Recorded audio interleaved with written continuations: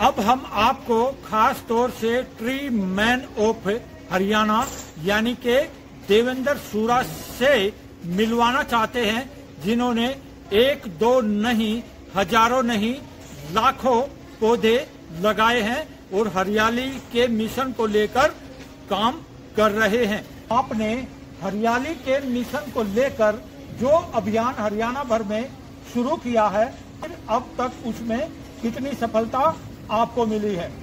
लगभग जो 10 साल पहले जो विचार था, लोगों के पास जाते थे, लोग यही समझते थे ये कार्य या तो माली का है या वन विभाग का है, लेकिन 10 साल में ऐसा परिवर्तन आया। अब ये गांव के गांव जुड़े, हजारों युवा जुड़े। कितने पौधे लगाने में कामयाबी हासिल कर चुके हो? 10 साल में 2 लाख से ज्यादा पेड़ लगाए हैं। और पेड़ लगाए ही नहीं, क्योंकि पहले पेड़ लगाने से पहले मन में विचार बनना, मन में बीजारोपण करना पड़ता है। ऐसे लोगों का विचार बदला है और पूरे सोनीपत जिले में और हरियाणा में ऐसे सैकड़ों युवा साथी तैयार किए हैं, सेक्टर में, पुलिस लाइन में, जो जिन्होंने जुड़कर जो कार्य आज समाज के लिए प्रेरणा बने हैं। अधिक ऑक्सीजन देने वाला पीपल का पौधा, आखिर पीपल के पौधे आपने अब तक कितने लगाने में सफलता हासिल की है अपने साथियों के माध्यम से? 61,000 से ज्यादा पीपल के पेड़ लगाए हैं, जिसमें हरियाणा में बिदल गांव ऐसा गांव है जहां सबसे ज्यादा पीपल के पेड़ हैं।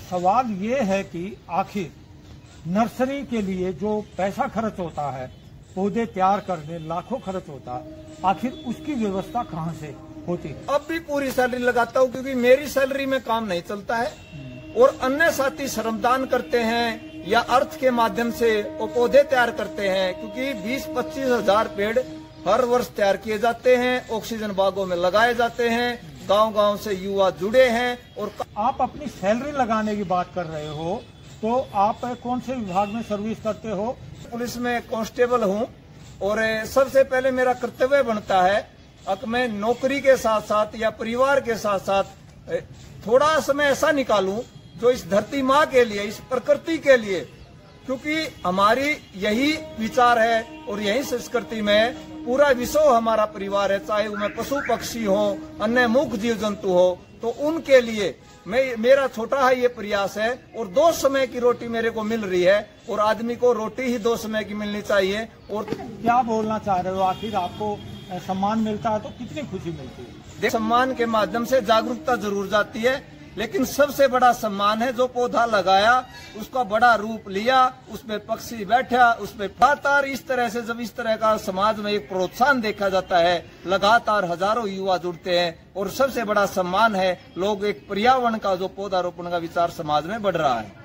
को कम से कम प्रयोग करो, पॉलिथीन का कम से कम प्रयोग करो। जैसे हमारे बुजुर्ग दाल चीनी ऐसे थैलों में लाते थे, बात में इस तरह का मतलब जो समाज में है एक संदेश दो, व्यक्तिगत बदलाव करो और पूरे सोनीपत जो नगर निगम है उसको स्वच्छता में पूरे शहरवासियों की भागीदारी बन सकती है। अच्छा, आप नर्सरी में कितने पौधों को जिंदा करने के लिए यानी कि पौध तैयार कर रहे हो और आखिर आप मिशन को कहां तक ले जाना चाहते हो? में अभी वर्तमान में 25,000 पेड़ों को हम अलग अलग भारतीय प्रजाति हैं उनको बड़ा कर रहे हैं और उनको अलग अलग सैकड़ों गांवों में लगाया जाएगा और उनको बड़ा रूप दिया जाएगा। हजारों नहीं लाखों पौधे और लगाकर हरियाली को बढ़ाने का प्रयास उनका लगातार जारी रहेगा। राजेश खत्री, सोनीपत, हरियाणा।